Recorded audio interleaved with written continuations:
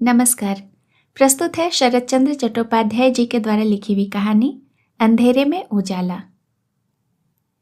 बहुत दिनों की बात है।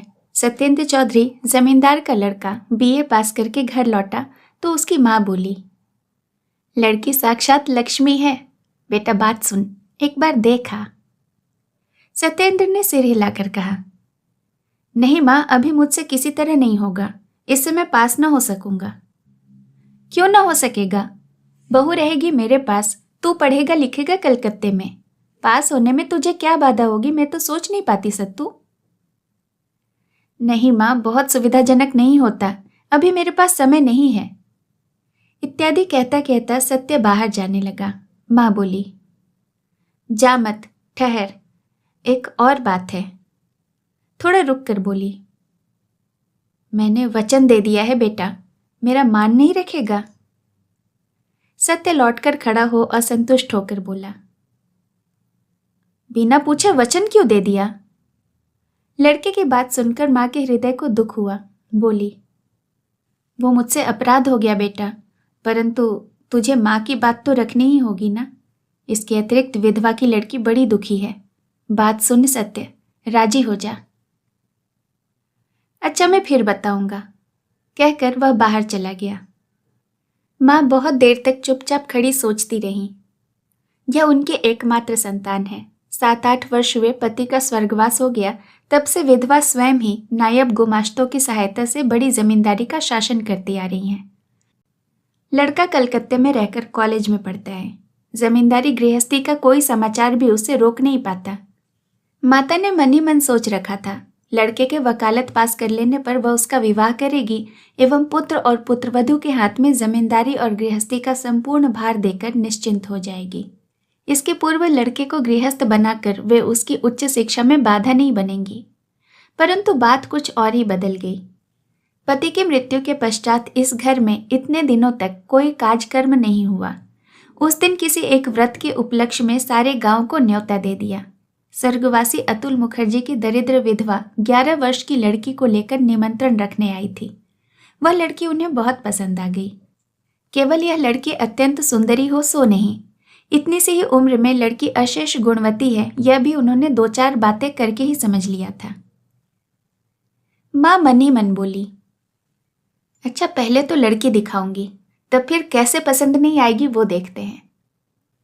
दूसरे दिन दोपहर के समय सत्य भोजन करने के लिए माँ के कमरे में घुसते ही स्तब्ध खड़ा रह गया। उसके खाने की जगह के ठीक सामने आसन बिछाकर माँ ने बैकुंठ की लक्ष्मी देवी को हीरो मुक्ताओं से सजाकर बैठा रखा था। माँ घर में घुसते ही बोली, बैठ खाने के लिए। सत्येंद्र जैसे सोते से जागा। वह हड़बड़ाता हुआ बोला, यहाँ क्यों, और कहीं मुझे खाने को परोस दो। माँ मंद मंद मुस्कुराती हुई बोली, तो सचमुच विवाह करने तो नहीं जा रहा ना? फिर इस छोटी सी लड़की के सामने तुझे लज्जा क्यों आती है? मैं किसी से लज्जा नहीं करता, कहकर सत्य पेंच जैसा मुंह बनाकर सामने बिछे आसन पर बैठ गया। माँ चली गई। 2 मिनट के भीतर ही वह भोजन सामग्री को थोड़ा सा मुंह में डालकर उठ गया। बाहर वाले कमरे में घुसते देखा कि मित्र लोग आ जुटे हैं और 64 छक्के डाले जा रहे हैं। उसने पहले से ही दृढ़ आपत्ति प्रकट करते हुए कहा, मैं किसी तरह नहीं बैठ सकूंगा, मेरा सिर भारी हो रहा है, कहकर कमरे के एक कोने में सरक कर तकिया पर माथा रख आंखें बंद करके सो गया। मित्रों को मन ही मन कुछ आश्चर्य हुआ एवं खेलने वालों की कमी होने के कारण चौसर उठाकर शतरंज बिछा ली। शाम तक बहुत हार जीत हुई, परंतु सत्य एक बार भी नहीं उठा, एक बार भी न पूछा कि कौन हारा और कौन जीता। आज यह सब उसे अच्छा ही नहीं लग रहा था। मित्रों के चले जाने पर वह मकान के अंदर पहुंचकर सीधा अपने ही कमरे को जा रहा था कि रसोई के बरामदे में से मां ने पूछा, इस समय सोने जा रहा है रे? सोने नहीं, पढ़ने जा रहा हूं। एमए की पढ़ाई सरल नहीं है ना, समय नष्ट करने से कैसे चलेगा, कहकर वह गूढ़ संकेत कर धम धम करता हुआ ऊपर चढ़ गया।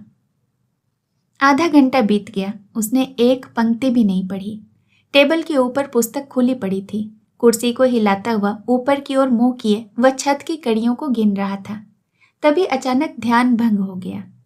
उसने कान खड़े करते हुए सुना, झम। फिर थोड़ी देर बाद झमझम।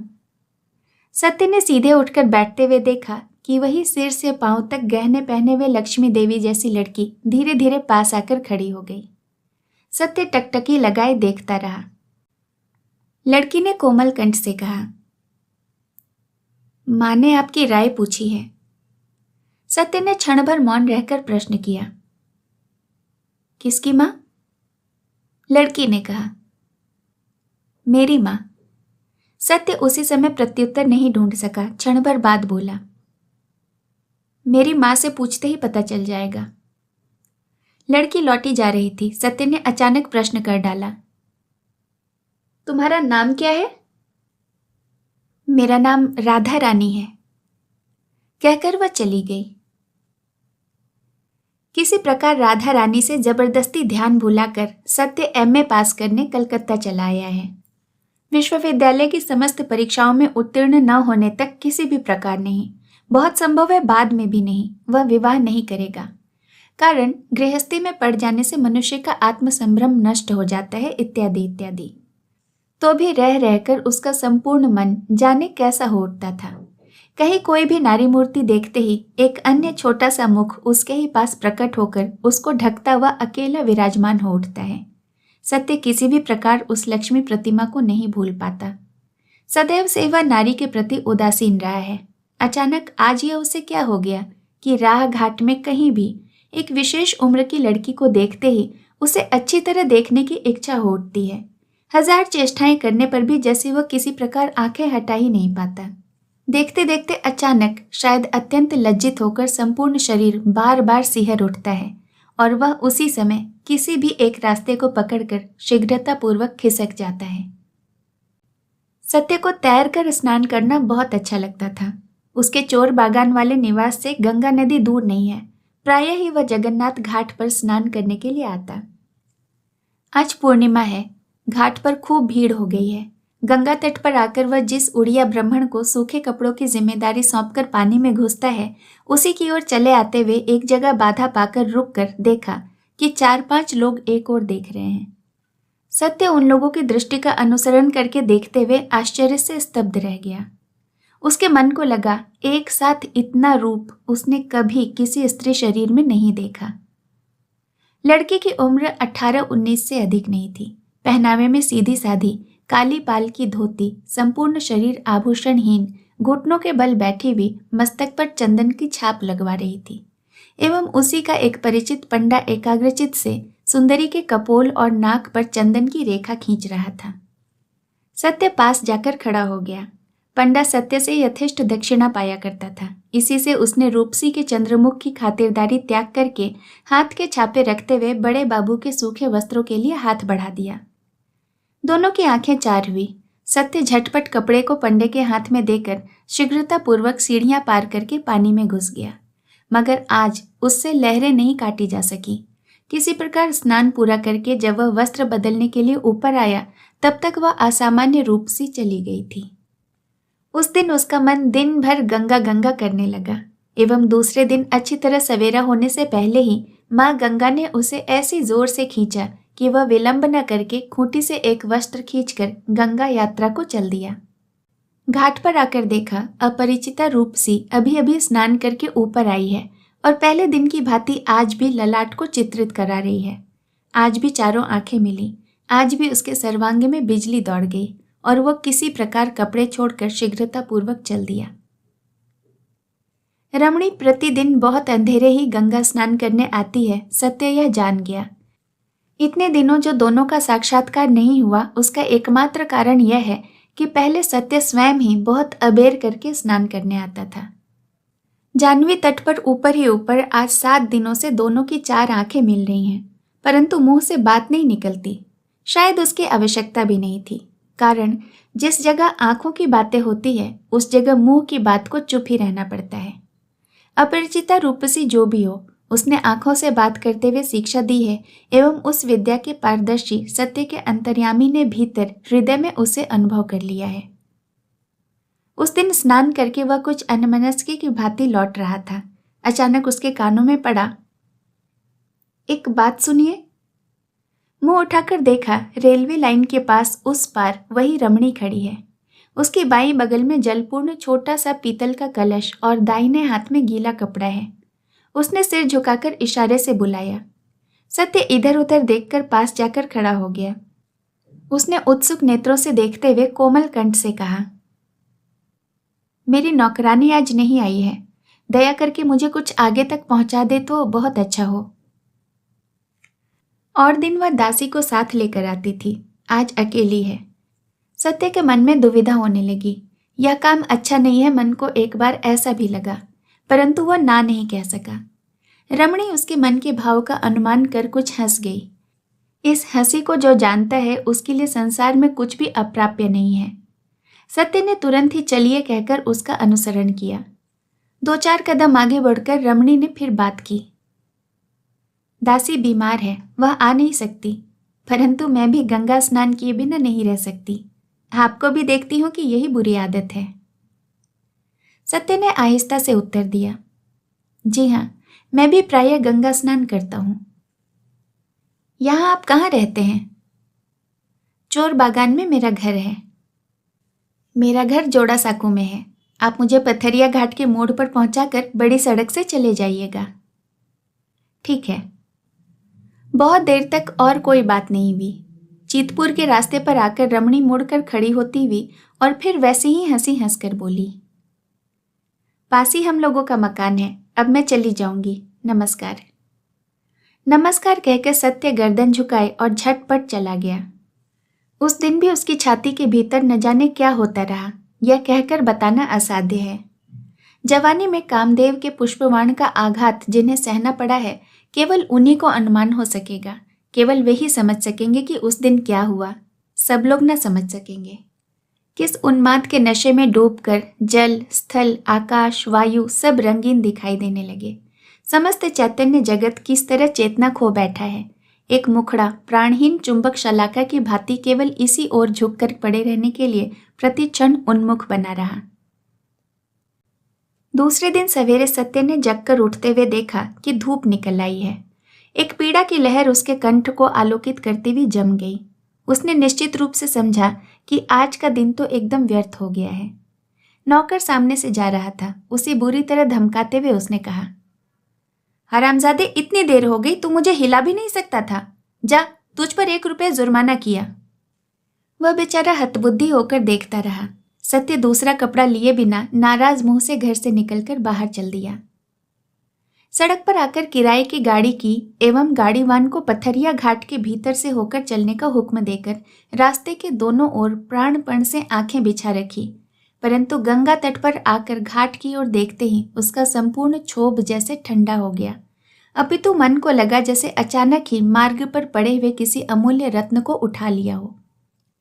गाड़ी से उतरते ही वह कोमलतापूर्वक हंसते हुए अत्यंत परिचित की भांति बोली, इतनी देर क्यों हो गई?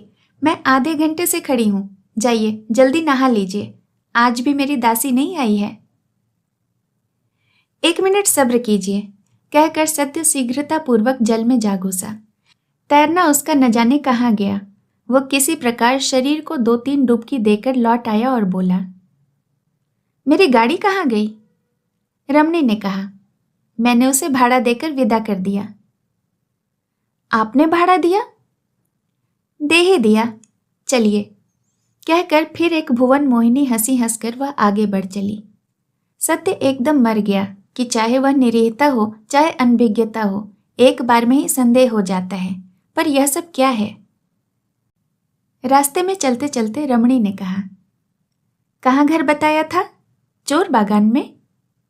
सत्य ने कहा, हाँ। वहां क्या केवल चोर ही रहते हैं? सत्य ने चकित होकर कहा, क्यों? आप तो उन चोरों के राजा हैं। कहकर रमणी तनिक गर्दन घुमाकर कटाक्षपूर्वक हंसती हुई फिर चुपचाप हंस की चाल चलने लगी। आज बगल का घट अपेक्षाकृत बड़ा था। भीतर गंगाजल छलाछल छलाछल शब्द से, अर्थात ओरे मुग्ध अंधे युवक सावधान, यह सब धोखा है, यह सब ठगी है, कहकर उछल उछल कर बार बार व्यंग तिरस्कार करने लगा। मोड़ के पास आने पर सत्य ने संकोच पूर्वक कहा, गाड़ी भाड़ा तो? रमणी घूमकर खड़ी हो गई, अस्फुट कोमल कंठ से उत्तर दिया, यह तो आपने ही दिया है। सत्य ने इस इशारे को न समझकर पूछा, मैंने कैसे दिया? मेरे पास है ही क्या जो दूंगी, जो था वह सभी तो तुमने चोरी डकैती से ले लिया, कहकर उसने आश्चर्य से मुंह फिरा लिया, शायद अपनी उच्छ्वासित हंसी को वेग से जबरदस्ती रोकने के लिए। इस अभिनय को सत्य देख नहीं पाया। इसी से इस चोरी के प्रच्छन्न इंगित ने तीव्र तड़ित रेखा की भांति उसके संदेह के जाल को भीतर तक विदीर्ण करते हुए छाती के अंतःस्थल तक प्रकाशित कर डाला। उसे क्षण भर को इच्छा हुई कि उन दोनों महावर लगे पांवों में लौट जाए, परंतु पलक मारते ही गंभीर लज्जा से उसका माथा इस तरह झुक गया कि एक बार प्रियतमा के मुंह की ओर आंख उठाकर वह देख भी नहीं सका। चुपचाप नीचा मुंह किए धीरे धीरे चलता गया। उसी फुटपाथ पर उसके आदेशानुसार दासी उसकी प्रतीक्षा कर रही थी। पास आकर बोली, अच्छा दीदी मणि, बाबू को इस तरह नचाती फिरती हो, कहती हूं कुछ है भी कि नहीं, 2 पैसे खींच तो सकोगी ना?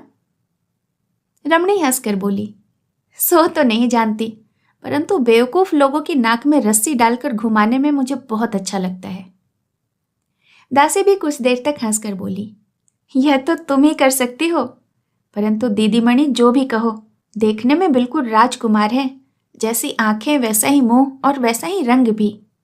तुम दोनों सच मानो खड़े होकर बातें कर रहे थे ना, तो ऐसा लगता था जैसे गुलाब के 2 फूल खिले हुए हों। रमणी मुंह बिचकाकर हंसती हुई बोली, अच्छा चल, पसंद आ गया तो तू ही रख लेना। दासी भी हारने वाली नहीं थी, उसने जवाब दिया, नहीं दीदी मणि, वह वस्तु प्राण रहते अन्य किसी को दे नहीं सकोगी, यह मैं कह देती हूं। ज्ञानियों ने कहा है, असंभव घटना आंखों देखी होने पर भी नहीं कहनी चाहिए, कारण अज्ञानी लोग उस पर विश्वास नहीं करेंगे। इसी अपराध से श्रीमंत बेचारा सत्य किसी श्मशान में जा चुका है। खैर कुछ भी हो, यह एकदम सच्ची बात है कि सत्य जैसे आदमी ने उस दिन घर लौटकर टेनिसन की कविताएं पढ़ी, डॉन जॉन की कविताओं का बांग्ला अनुवाद करने बैठ गया। वो इतना बड़ा हो चुका था, परंतु इस बार भी इस संशय का कण भर भी उसके मन में नहीं उठा कि दिन के समय शहरी राह घाट में ऐसे अद्भुत प्रेम की बाढ़ संभव हो भी सकती है या नहीं, अथवा उस बाढ़ का प्रभाव यदि सर्वांग को डुबाता हुआ उठा तो वह निरापद भी रह सकेगा या नहीं। 2 दिन बाद स्नान करके घर लौटते हुए मार्ग में अपरिचिता ने अचानक कहा, कल रात थिएटर देखने गई थी, सरला का कष्ट देखते ही छाती फटने लगती है ना? सत्य ने सरला का नाटक नहीं देखा था, स्वर्णलता नाम की पुस्तक अवश्य पढ़ी थी। धीरे से बोला, हाँ, बहुत दुख पाकर ही उसकी मृत्यु हुई। रमणी दीर्घ निश्वास छोड़ती हुई बोली, उफ, कितना भयानक कष्ट। अच्छा, सरला ने अपने पति को इतना प्यार क्यों किया और उसकी जिठानी क्यों नहीं कर सकी, कह सकते हैं? सत्य ने संक्षेप में उत्तर दिया, यह स्वभावजन्य है। रमणी बोली, ठीक यही बात, विवाह तो सभी का होता है, परंतु सभी स्त्री पुरुष क्या परस्पर समान रूप से प्रेम कर पाते हैं? नहीं कर पाते। कितने लोग हैं जो जीवन पर्यंत यह नहीं जान पाते कि प्रेम क्या वस्तु है, जानने की क्षमता ही उनमें नहीं होती। देखिए, कितने ही लोग गाने बजाने को 1000 अच्छा होते हुए भी मन लगाकर नहीं सुन पाते। कितने ही लोग किसी तरह नाराज नहीं होते, नाराज हो ही नहीं सकते।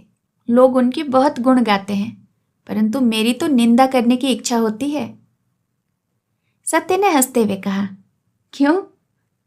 रमणी ने उद्दीप्त कंठ से उत्तर दिया, उन्हें अक्षम कहकर, अक्षमता में थोड़े बहुत गुण भी हो सकते हैं, परंतु दोष अधिक है।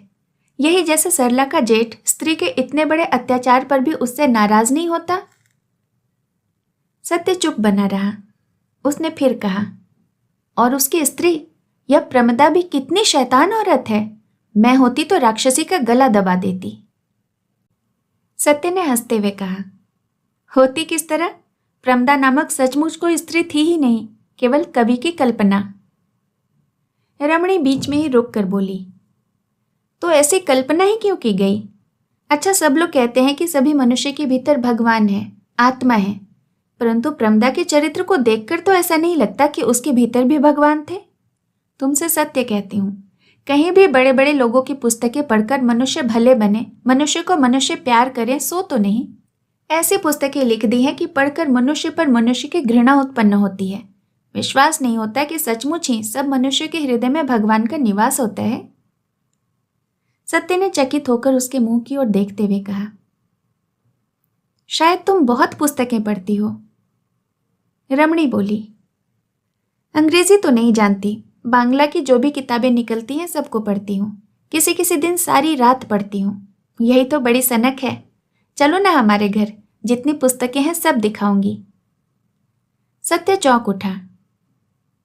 तुम लोगों के घर? हाँ, हम लोगों के घर।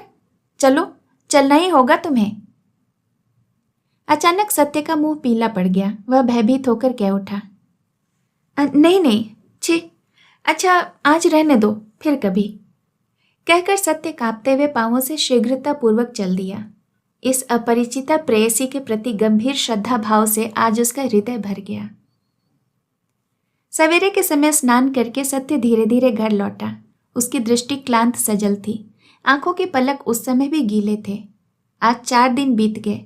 उस अपरिचिता प्रियतमा को वह देख नहीं पाया है। वह फिर गंगा स्नान करने आई ही नहीं। आकाश पाताल से न जाने क्या क्या बातें उसने कुछ दिनों से की है, उसकी सीमा नहीं। कभी कभी मन में दुश्चिंता भी उठी है। शायद वह न बची हो, शायद वह मृत्यु सैया पर हो, कौन जाने। वह गली तो जानता है परंतु और कुछ नहीं जानता। किसका मकान है, कहाँ मकान है, वह कुछ भी नहीं जानता। मन में सोच विचार कर आत्मग्लानि से हृदय जला रहा है कि उस दिन वह क्यों नहीं चला गया, क्यों उसके सविनय अनुरोध की उपेक्षा कर दी थी। वह सचमुच ही मुझसे प्रेम करती थी। आंखों में नशा नहीं, हृदय में गहरी प्यास थी। उसमें छल कपट की छाया भी नहीं थी। जो था वह सचमुच ही निस्वार्थ, सचमुच ही पवित्र हार्दिक स्नेह था। बाबू? सत्य ने चौंकते हुए देखा। उसकी वही दासी जो साथ आती थी सड़क के किनारे खड़ी है। सत्य घबराकर समीप आकर भारी गले से बोला, क्या हुआ उन्हें? कहते ही उसकी आंखों में पानी भर आया। संभाल नहीं सका। दासी ने मुंह नीचा करके हंसी छिपा ली। शायद हंसी आ जाने के भय से मुंह नीचा करते हुए बोली, दीदीमणि बहुत बीमार हैं, आपको देखना चाहती हैं। चलो। कहकर सत्य तुरंत ही स्वीकृति दे आंखें पोंछकर साथ चल दिया। चलते चलते पूछा, क्या बीमारी है? क्या बहुत अधिक बढ़ गई है क्या? दासी ने कहा, नहीं सो तो नहीं, परंतु ज्वर अधिक है। सत्य ने मन ही मन हाथ जोड़कर मस्तक पर रखे और कुछ नहीं पूछा। मकान के सामने आकर देखा कि बहुत बड़ा मकान है। दरवाजे के समीप बैठा एक हिंदुस्तानी दरबान ऊँघ रहा है। दासी से पूछा, मेरे जाने से तुम्हारी दीदीमणि के पिता नाराज तो नहीं होंगे, क्योंकि वे मुझे पहचानते नहीं? दासी ने कहा, दीदीमणि के पिता नहीं है, केवल माँ है। दीदीमणि की भांति वे भी आपको बहुत प्यार करती हैं। सत्य ने और कुछ न कहकर भीतर प्रवेश किया। सीढ़ियों पर चढ़कर तीसरी मंजिल के बरामदे में आकर देखा कि पास ही पास कमरे हैं। बाहर से जितना भी दिखाई पड़ता है लगता है वे सब चमत्कार पूर्ण ढंग से सजाए हुए हैं। किसी कमरे से उच्च हास्य के साथ तबला और घुंघरू का शब्द आ रहा है। दासी ने हाथ दिखाते हुए कहा, यही घर है, चलिए। दरवाजे के सामने आकर वह हाथ से पर्दे हटाती हुई बहुत उच्च कंठ से बोली, दीदीमणि, ये लो अपने नागर को। तीव्र हंसी और कोलाहल उठा। भीतर जो कुछ देखा उससे सत्य का संपूर्ण मस्तिष्क उलट पुलट हो गया। उसे लगा जैसे वह अचानक बेहोश होता हुआ गिरा जा रहा है। किसी तरह दीवार को पकड़कर उसी जगह आंखें बंद करके वह चौखट के ऊपर बैठ गया। कमरे के भीतर तख्त था। गद्दी चादर आदि बिछौने के ऊपर 2-3 सभ्य वेशधारी पुरुष बैठे थे। एक आदमी हारमोनियम, एक तबला लिए बैठा था। एक अन्य व्यक्ति दत्तचित्त होकर शराब पी रहा था। और वह शायद अकेली नाच रही थी। दोनों पांवों में घुंघरू बंधे हुए थे। संपूर्ण शरीर विविध प्रकार के आभूषणों से भूषित था। सुरा रंजित दोनों आंखें झूम झूम रही थीं। झटपट समीप आकर सत्य का एक हाथ पकड़कर खिलखिलाती हुई वह हंसती हुई बोली, दोस्त को मिर्गी की बीमारी है क्या? ये लो भाई, एहतियारी मत करो, उठो, इससे मुझे बड़ा डर लगता है। प्रबल तड़ित वेग से हतचेतन मनुष्य जिस तरह कांपता हुआ हिलने लगता है, उसके कर स्पर्श से सत्य नीचे से ऊपर तक उसी प्रकार कांपकर घबराने लगा। रमणी ने कहा, मेरा नाम श्रीमती बिजली है। तुम्हारा नाम क्या है बाबू? सब लोगों ने हे करके अट्टहास मचा दिया। दीदी मणि की दासी तो हंसी से भरकर एकदम मेज के ऊपर जा लेटी। क्या रंग लाती हो दीदी मणि? बिजली कृत्रिम रोष भरे स्वर से उसे थोड़ा धमकाती हुई बोली। ठहर, बक बक मत कर। ओ बाबू, थोड़ा इधर तो आओ, कहकर जबरदस्ती सत्य को खींचकर लाकर एक चौकी के ऊपर बैठाकर उसके पांवों के समीप घुटने टिकाकर बैठ गई और हाथ जोड़कर गाना आरंभ कर दिया। जिस आदमी ने शराब पी रखी थी उसने उठकर सत्य के पांवों के समीप दंडवत प्रणाम किया। उसे नशा चढ़ रहा था। रोता हुआ बोला, पंडित जी महाराज, मैं बड़ा पातकी हूं, थोड़ा पद रज दे दें। भाग्य की विडंबना से आज स्नान के उपरांत सत्य कुछ धूले भरे कपड़े पहना हुआ था। जो व्यक्ति हारमोनियम बजा रहा था वो थोड़ा बहुत होश में था। उसने सहानुभूति के स्वर में कहा, क्यों बेचारे का झूठ मूठ तमाशा बना रहे हो? बिजली हंसती हंसती बोली, वाह, झूठ मूठ कैसे? यह तो सचमुच का तमाशा है। तभी तो ऐसे आमोद के दिन घर लाकर तुम्हें तमाशा दिखा रही हूं। अच्छा सिर फिरे बाबू, सच तो बता भाई, तू मुझे क्या समझता था? प्रतिदिन गंगा स्नान को जाती हूँ, कर्म से ब्राह्मण भी नहीं हूँ, मुसलमान क्रिश्चियन भी नहीं हूँ। हिंदू घर की इतनी बड़ी उम्र की लड़की सधवा हो सकती है अथवा विधवा। किस मतलब से प्रीति करने चला था? बोल तो। ब्याह करने के लिए या भुलावा देकर उड़ा ले जाने को? एक भारी हंसी मच गई। तदुपरांत सब लोग मिलकर कितनी ही बातें करने लगे। सत्य ने एक बार भी मुंह नहीं उठाया, किसी भी बात का जवाब नहीं दिया। वह मन में सोच रहा था उसे किस तरह कहा जाए और कहने पर भी कौन समझेगा। खैर, रहने दो। बिजली अचानक चकित होकर उठ खड़ी होती हुई बोली, वाह, मैं भी खूब हूं। ओ श्यामा, जल्दी आ, बाबू के लिए खाना ले आ, स्नान करके आए हैं। वाह, मैं भी केवल तमाशा ही कर रही हूं। कहते कहते उसका थोड़ी देर पहले का व्यंग्य विद्रूप से जलता कंठ स्वर अकृत्रिम स्नेह के अनुपात से सचमुच ही ठंडा हो गया। थोड़ी देर बाद दासी ने एक थाल में खाने की वस्तुएं लाकर हाजिर कर दी। बिजली अपने हाथ में थाल लेकर फिर घुटने नवाकर बैठती हुई बोली, मुंह उठाओ, खाओ। अब तक सत्य अपनी संपूर्ण शक्ति को एकत्र करके स्वयं को संभाले हुए था। इस बार मुंह उठाकर शांत भाव से बोला, मैं नहीं खाऊंगा। क्यों? जाती चली जाएगी? मैं क्या भंगिनी या चमारिन हूं? सत्य ने उसी भांति शांत कंठ से कहा, वो होती तो खा लेता, पर आप जो कुछ हैं, खैर जाने दीजिए। बिजली खिलखिलाकर हंसती हुई बोली, हाय, बाबू भी छुरी छुरा चलाना जानते हैं, देख रही हूं। कहकर फिर हंसी, परंतु वह केवल शब्द मात्र था, हंसी नहीं थी। इसी से कोई और उस हंसी में योग नहीं दे पाया।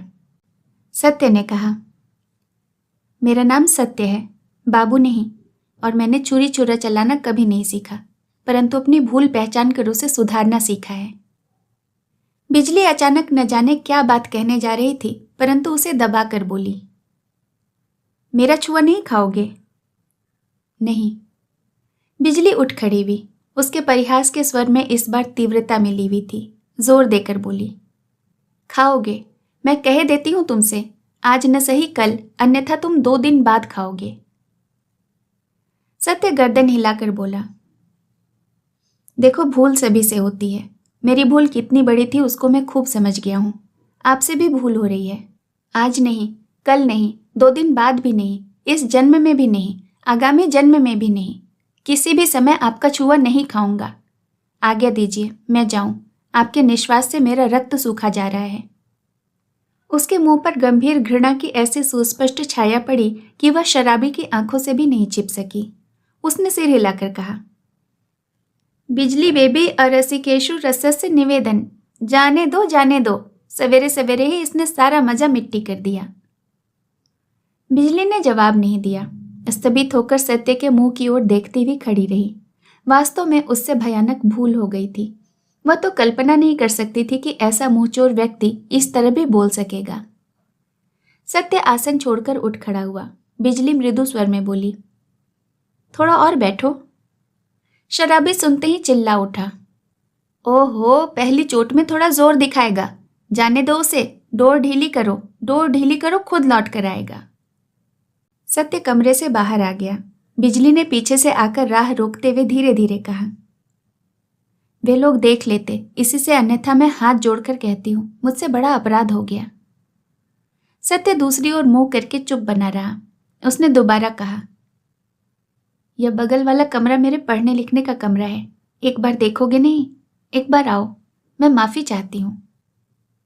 नहीं, कहकर सत्य सीढ़ियों की ओर अग्रसर हुआ।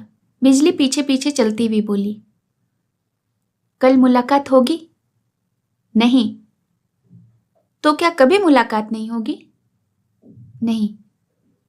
रुदन से बिजली का कंठ अवरुद्ध हो गया। थूक निगलकर जोर लगाकर गले को साफ करती हुई बोली, मुझे विश्वास नहीं होता है कि फिर मुलाकात नहीं होगी, परंतु तो भी यदि न भी हो तो बताओ, मेरी इस बात पर विश्वास करोगे? भग्न स्वर सुनकर सत्य चकित हो गया, परंतु इन 15-16 दिनों से जो अभिनय उसने देखा है उनके आगे तो यह कुछ भी नहीं। तो भी वह मुंह फेर कर खड़ा हो गया। उस मुख की प्रत्येक रेखा पर सुदृढ़ अविश्वास को पढ़कर बिजली की छाती फट गई, परंतु वह क्या करेगी? हाय, विश्वास करने के सभी उपाय उसने जैसे कूड़े करकट की भांति अपने ही हाथों से झाड़कर फेंक दिए थे। सत्य ने पूछा, क्या विश्वास करूं? बिजली के होंठ कांपे, परंतु स्वर नहीं निकला। आंसुओं के भार से बोझिल दोनों नेत्र क्षण भर के लिए ऊपर उठाकर नीचे कर लिए। सत्य ने उन्हें भी देखा, परंतु आंसू क्या नकली नहीं होते? बिजली मुंह उठाए बिना भी समझ गई कि सत्य प्रतीक्षा कर रहा है, परंतु उस बात को वो किसी भी प्रकार मुंह से बाहर नहीं निकाल सकी, जो बाहर निकलने के लिए उसकी छाती के अंजर पंजरों को तोड़े फोड़े दे रही थी। वह प्यार करती थी। उस प्यार की बात को सार्थक करने के लिए वह इस रूप की भंडार देह का भी शायद एक फटे हुए कपड़े के टुकड़े की भांति त्याग कर सकती थी, परंतु कौन उसका विश्वास करेगा? वह तो दागी आसामी है।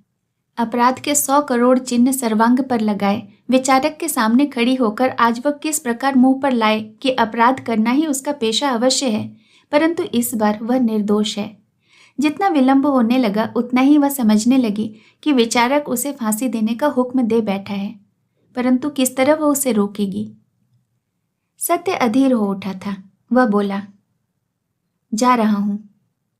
बिजली तब भी मुंह नहीं उठा सकी, परंतु इस बार बोली, जाओ, परंतु जिस बात पर अपराध में डूबी रहने पर भी मैं विश्वास करती हूँ, उस बात का अविश्वास करके तुम अपराधी मत बनना। विश्वास करो, सभी के शरीर में भगवान वास करते हैं, जीवन पर्यंत वे शरीर को छोड़कर नहीं जाते। फिर कुछ ठहर कर कहा, सभी मंदिरों में देवता की पूजा नहीं होती, तो भी वे देवता हैं। उन्हें देखकर सिर चाहे न झुके, परंतु उन्हें ठुकराया भी नहीं जा सकता। कहकर पद शब्द सुनकर उसने मुंह उठाकर देखा कि सत्य धीरे धीरे चुपचाप चला जा रहा था। स्वभाव के विरुद्ध विद्रोह किया जा सकता है, परंतु उसे बदला तो नहीं जा सकता।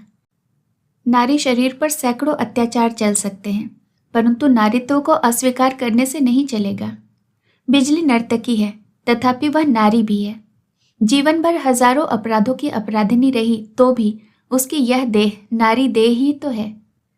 घंटे भर बाद जब वह कमरे में लौट कर आई, उस समय उसकी लांछित अर्धमृत नारी प्रकृति अमृत के स्पर्श से उठकर जाग बैठी थी। इस अत्यंत थोड़े से समय के भीतर ही उसके संपूर्ण शरीर में न जाने कैसा अद्भुत परिवर्तन हो गया था। उसे शराबी तक खूब समझ गया था। वह मुंह खोलकर कह बैठा, क्यों बिजली, आंखों की पलक तो भीगी हुई है। भैया रे, लौंडा भी एक जिद्दी ही था, ऐसी वस्तुएं भी मुंह में नहीं डाली। दो थाली जरा आगे तो बढ़ा दो। कहकर स्वयं ही थाली खींचकर वह खाने लगा। उसकी एक भी बात बिजली के कानों में नहीं पड़ी। अचानक अपने पांवों में बंधे दिखाई देने वाले घुंघरुओं ने जैसे बिच्छुओं की भांति उसके दोनों पांवों में डंक मार दिया। उसने झपट कर उन्हें खोलकर फेंक दिया। एक आदमी ने पूछा, खोल दिए? बिजली मुंह उठाकर थोड़ा हंसती हुई बोली, अभी ने नहीं पहनूंगी। अर्थात अब नहीं, बिजली बाई मर गई। शराबी संदेश चबा रहा था। बोला, किस रोग से बाई जी? बाई जी फिर हंसी। यह वही हंसी थी। हंसती हुई बोली, जिस रोग से दीपक जलने पर अंधेरा मर जाता है, सूर्य निकलने पर रात्रि मर जाती है, आज उसी रोग से तुम लोगों की बाई जी सदैव के लिए मर गई भाई। 4 वर्ष बाद की बात कह रहा हूं। कलकत्ता के एक बड़े मकान में जमींदार के लड़के का अन्नप्राशन है। खाने पीने का विशाल आयोजन समाप्त हो चुका है। संध्या के बाद बाहर वाले कमरे में प्रशस्त आंगन में महफिल का प्रबंध करके आमोद आह्लाद नृत्य गायन का आयोजन चल रहा है। एक और 3-4 नर्तकियां हैं, यही नृत्य गायन करेंगी। दूसरे मंजिले के बरामदे में चिक की आड़ में बैठी राधा रानी अकेले नीचे जन समागम को देख रही थी। निमंत्रिता महिलाओं का अभी शुभागमन नहीं हुआ था। चुपचाप पीछे से आकर सत्येंद्र ने कहा, इतना मन लगाकर क्या देख रही हो, बताओ तो। राधा रानी अपने स्वामी की ओर मुड़कर देखकर मुस्कुराती हुई बोली, जिसे सब लोग देखने आए हैं, बाई जी की साज सज्जा। परंतु अचानक तुम यहां? पति ने हंसकर जवाब दिया, अकेली बैठी हो, इसी से एक बात कहने आया हूं। ऐसा? सचमुच। अच्छा, देख रही हो तो बताओ, उनमें सबकी अपेक्षा तुम्हें कौन सी अधिक पसंद है? इधर वाली, कहकर राधा रानी ने अंगुली उठाकर जो स्त्री सबसे पीछे अत्यंत सीधी सादी पोशाक पहने बैठी थी उसे दिखा दिया। पति ने कहा, वो तो अत्यंत रुग्ण है। सो भले ही हो, लेकिन यही सबसे अधिक सुंदरी है। परंतु बेचारी गरीब है, शरीर में इसके गहने वहने इन सब की भांति नहीं है। सत्येंद्र गर्दन हिलाकर बोला, यह होगा, परंतु इन सब की मजदूरी कितनी है जानती हो? नहीं। सत्येंद्र ने हाथ दिखाते हुए कहा, ये 30-30 रुपए की है, और जिसे तुम गरीब कहती हो उसके 200 रुपए। राधा रानी चौंक उठी। 200? क्यों? वो क्या बहुत अच्छा गाती है? कान से कभी सुना नहीं। लोग कहते हैं कि 4-5 वर्ष पहले तो बहुत अच्छा गाती थी, परंतु अब गा सकेगी या नहीं कहा नहीं जा सकता। तो इतने रुपए देकर क्यों लाए? इससे कम पे वो आती नहीं। इतने पर भी आने को राजी नहीं थी, बहुत मना मुनकर लाई गई है। राधा रानी अधिक चकित होकर पूछने लगी, रुपया देकर भी मनाना मुनाना क्यों? सत्येंद्र समीप ही एक चौकी खींचकर बैठता हुआ बोला, उसका पहला कारण है कि उसने यह व्यवसाय छोड़ दिया है। गुण उसका कितना भी हो, इतना रुपया कोई सहज ही नहीं देना चाहता। उसका भी आना नहीं होता, यही उसकी बात है। दूसरा कारण मेरी अपनी भी गरज है। इस बात पर राधा रानी ने विश्वास नहीं किया, तो भी आग्रह से आगे खिसक कर बैठती हुई बोली, तुम्हारी गरज लाख होगी, परंतु व्यवसाय क्यों छोड़ दिया? सुनोगी? हाँ। सत्येंद्र क्षण भर चुप रहकर बोला, उसका नाम बिजली है। एक समय, किंतु यहां पर लोग आ जाएंगे रानी, घर में चलोगी? चलूंगी, चलो, कहकर राधा रानी उठकर खड़ी हो गई। पति के पांवों के पास बैठकर सब कुछ सुनकर राधा रानी ने आंचल से आंखें पोंछ ली। अंत में बोली, तो इसी से आज उसका अपमान करके बदला लोगे?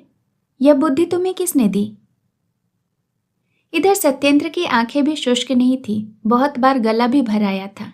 वह बोला, अपमान अवश्य है, परंतु उस अपमान को हम तीनों लोगों के अतिरिक्त और कोई नहीं जान सकेगा, कोई जानेगा भी नहीं। राधा रानी ने जवाब नहीं दिया। एक बार फिर आंचल से आंखें पोंछकर बाहर चली गई। निमंत्रित भद्र पुरुषों से महफिल भर गई थी एवं ऊपर के बरामदे से बहुत सी स्त्रियों के कंठ का सलज्ज चित्कार चिक के आवरण को भेदता हुआ आ रहा था। अन्यान्य नर्तकियां तैयार हो चुकी थी, केवल बिजली उस समय भी सिर झुकाए बैठी थी। उसकी आंखों से पानी गिर रहा था। लंबे 5 वर्षों में उसका संचित किया हुआ धन प्रायः समाप्त हो चुका था। उसी के अभाव की ताड़ना से बाध्य होकर फिर वही कार्य अंगीकार करने आई थी जिसे उसने शपथ करके त्याग दिया था, परंतु वह मुंह उठाकर खड़ी नहीं हो पा रही थी। अपरिचित पुरुषों की तृष्णा दृष्टि के सम्मुख शरीर जैसे पत्थर की भांति भारी हो उठेगा।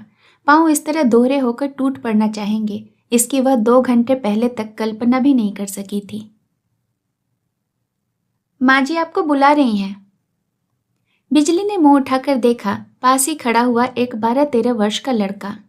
उसने ऊपर के बरामदे की ओर निर्देश करते हुए दोबारा कहा, माँ जी आपको बुला रही हैं। बिजली विश्वास नहीं कर पाई, जिज्ञासा की, कौन बुला रही हैं? माँ जी बुला रही हैं। तुम कौन हो? मैं घर का नौकर हूं। बिजली गर्दन हिलाकर बोली, मुझे नहीं बुला रही होंगी, तुम फिर से पूछ कर आओ। बालक थोड़ी देर बाद लौट कर आकर बोला, आपका नाम बिजली है ना? आपको ही बुला रही हैं। आइए मेरे साथ, माँ जी खड़ी हुई हैं। चलो, कहकर बिजली झटपट पांवों के घुंघरू खोलकर उसका अनुसरण करते हुए अंदर प्रविष्ट हो गई। मन में सोचा, गृहिणी की कोई विशेष फरमाइश है, इसीलिए वहां बुलाया गया है। शयन गृह के दरवाजे के समीप राधा रानी बालक को गोद में लिए हुए खड़ी थी। त्रस्त कुंठित पांवों से बिजली के सामने खड़े होते ही वह आदरपूर्वक हाथ पकड़कर उसे भीतर खींच लाई। एक चौकी के ऊपर जबरदस्ती बैठाकर मुस्कुराती हुई बोली, दीदी पहचानती हो? बिजली आश्चर्य से हतबुद्धि हो रही। राधा रानी गोद के लड़के को दिखाती हुई बोली, छोटी बहन को शायद पहचाना नहीं दीदी, इसका दुख नहीं है, परंतु इसे न पहचान पाने का सचमुच ही झगड़ा करूंगी, कहकर मुंह दबाकर मंद मंद मुस्काने लगी। ऐसी हंसी देखकर भी बिजली कोई बात न कह सकी, परंतु उसका अंधकारपूर्ण आकाश धीरे धीरे स्वच्छ होने लगा। उस अनिद्य सुंदर मातृमुख से सद्य विकसित गुलाब जैसे शिशु के मुख की ओर उसकी दृष्टि बंधी रह गई। राधा रानी निस्तब्ध थी। बिजली निर्विमेष आंखों से देख देख कर अचानक उठ खड़ी हुई। दोनों हाथ फैलाकर शिशु को गोद में लेकर जोर से छाती से चिपटा कर झरझर करती हुई रो पड़ी। राधा रानी ने कहा, दीदी, समुद्र को मथ कर विष तो स्वयं पी लिया और समस्त अमृत इस छोटी बहन को दे दिया। उन्होंने तुमसे प्यार किया था, इसीलिए मैंने उन्हें पाया। सत्येंद्र के एक छोटे से फोटोग्राफ को हाथ में उठाए बिजली टकटकी बांधे देख रही थी। मुंह उठाकर मुस्कुराती हुई बोली, विष का विष ही तो अमृत है बहन, मैं वंचित नहीं रह आई। उसी विष ने इस घोर पापिनी को ऊपर कर दिया है। राधा रानी ने इस बात का उत्तर न देते हुए कहा, मुलाकात करोगी दीदी? बिजली क्षण भर आंखें बंद करके निश्चय करती हुई बोली, नहीं दीदी, 4 वर्ष पहले जिस दिन वे इस अछूत को पहचान कर घोर घृणा करके मुंह फेर कर चले गए थे, उस दिन घमंड में भरकर मैंने कहा था कि फिर मुलाकात होगी, तुम फिर आओगे। परंतु मेरा वह घमंड रहा नहीं, वे नहीं आए। परंतु आज देख रही हूं क्यों दर्पहरी ने मेरा वह दर्प नष्ट कर दिया। वे नष्ट करके अब किस तरह गढ़ेंगे, निकाल कर अब किस तरह लौटाएंगे, इस बात को मेरी तरह और कोई नहीं जानता बहन। कहकर वह फिर एक बार अच्छी तरह आंचल से आंखें पोंछ कर बोली, प्राणों की ज्वाला से भगवान को निर्दय निष्ठुर कहकर अनेकों दोष दिए हैं, परंतु अब देख रही हूं इस पापिष्ठा पर उन्होंने कैसी दया की है। उस दिन उन्हें लौटाकर ले जाती तो मैं सब ओर से मिट्टी हो जाती, उन्हें भी नहीं पाती और स्वयं को भी हार जाती। रुदन से राधा रानी का गला अवरुद्ध हो गया था, वह कुछ नहीं बोल पा रही थी। बिजली ने फिर कहा, सोचा था कभी मुलाकात होने पर उनके पांव पकड़कर एक बार और माफी मांगकर देखूंगी, परंतु उसकी अब जरूरत नहीं है। इस चित्र को केवल दे दो दीदी, मैं जा रही हूं। कहकर वह उठ खड़ी हुई। राधा रानी ने भारी स्वर से पूछा, फिर कब भेंट होगी दीदी? भेंट अब नहीं होगी बहन, मेरा एक छोटा सा मकान है, उसे बेचकर जितनी जल्दी हो सकेगा चली जाऊंगी। एक बात बता सकती हो बहन, उन्होंने क्यों अचानक इतने दिनों बाद मुझे स्मरण किया? जब उनका आदमी मुझे बुलाने गया था तब तो कोई झूठा नाम बताया था। लज्जा से राधा रानी का मुंह लाल हो उठा, वह नीचा मुंह किए चुप रह गई। बिजली क्षण भर सोच कर बोली, समझ गई, शायद मेरा अपमान करने के लिए, है ना? नहीं, इसके अतिरिक्त इतनी चेष्टा करके मुझे बुलवाने का तो कोई अन्य कारण नहीं दिखाई देता। राधा रानी का मस्तक और भी झुक गया। बिजली हंसकर बोली, तुम क्यों लजाती हो बहन? उनके चरणों में मेरा शतकोटि प्रणाम कर उन्हें बता देना कि यह नहीं हो सकता। मेरा अपना अब कुछ भी नहीं। अपमान करने पर संपूर्ण पाप उन्हीं के शरीर से लगेगा। नमस्कार दीदी। नमस्कार बहन। आयु में बहुत बड़ी होने पर भी तुम्हें आशीर्वाद देने का अधिकार तो मुझे नहीं है। मैं तन मन से प्रार्थना करती हूँ बहन कि तुम्हारे हाथ का नोया अक्षय बना रहे। जा रही हूँ। इस कहानी को सुनने के लिए आपका बहुत बहुत धन्यवाद।